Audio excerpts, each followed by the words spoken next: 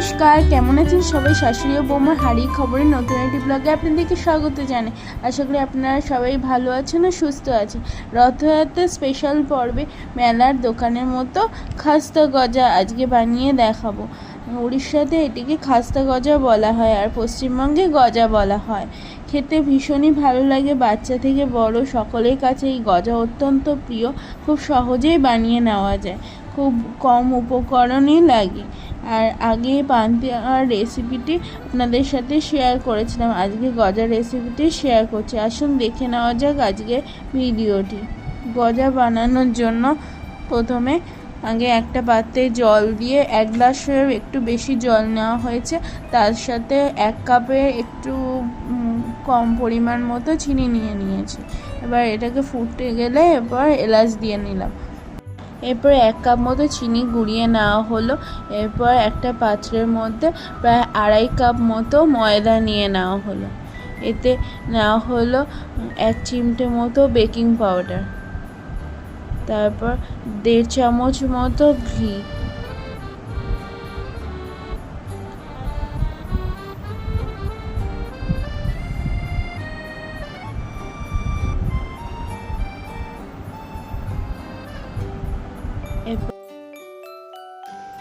এরপর দিয়ে নেওয়া হলো 1 চিমটে মতো নুন।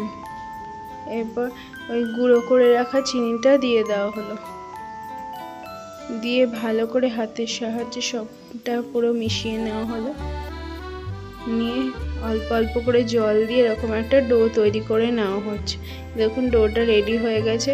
এরপর 2 ভাগ করে নিয়ে এরকম মোটা করে বেলে নিতে হবে। বেলে নিয়ে এরকম টুকরো টুকরো করে কেটে নিতে হবে। 4 টুকরো করে ছুরি দিয়ে কেটে নেওয়া হলো। নিয়ে একটার পর একটা এরকমভাবে বসিয়ে নিয়ে চেপে নিয়ে তারপর আবার বেলতে হবে। দেখুন পুরো প্রসেসটা এইভাবেই করতে হবে, মোট 5 বার করতে হবে। তাহলে এই যে গজার যে ভাঁজগুলো থাকে সেগুলো পরিষ্কার বোঝা যাবে। এরকমভাবে বেলে নেওয়া হচ্ছে, আবার টুকরো করে কেটে নেওয়া হচ্ছে। 4 ভাগ করে কেটে নিয়ে এরকমভাবে আবার করে বেলতে হবে। এখন এদিকে কড়াইতে তেল রেডি করে নিলাম। এরপর এই গজাগুলোকে টুকরো টুকরো করে কেটে নেওয়া হবে। 5 ভাগ করে 5 বার এরকম বেলা হয়ে গেছে। তারপরে এরকমভাবে গজার শেপটা দেওয়া হলো। এরপর কড়াইতে তেল দিয়ে ভাজতে হবে। তেলটা যেন খুব বেশি তেতে না যায়, ধিমে আছে এরকমভাবে লাল লাল করে ভেজে নিতে হবে।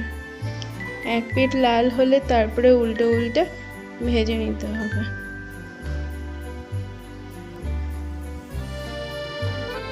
দেখুন লালচে রং চলে এসছে। পুরো গজাগুলোকে এরকমভাবে ভেজে নেওয়া হলো।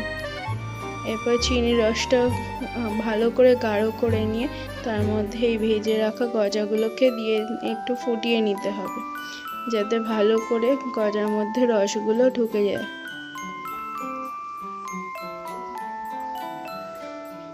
দেখুন কত সুন্দর নরম হয়েছে গজাটা, আর এই ভাঁজগুলো পরিষ্কার বোঝা যাচ্ছে, ভেতরেও সুন্দর রস ঢুকেছে।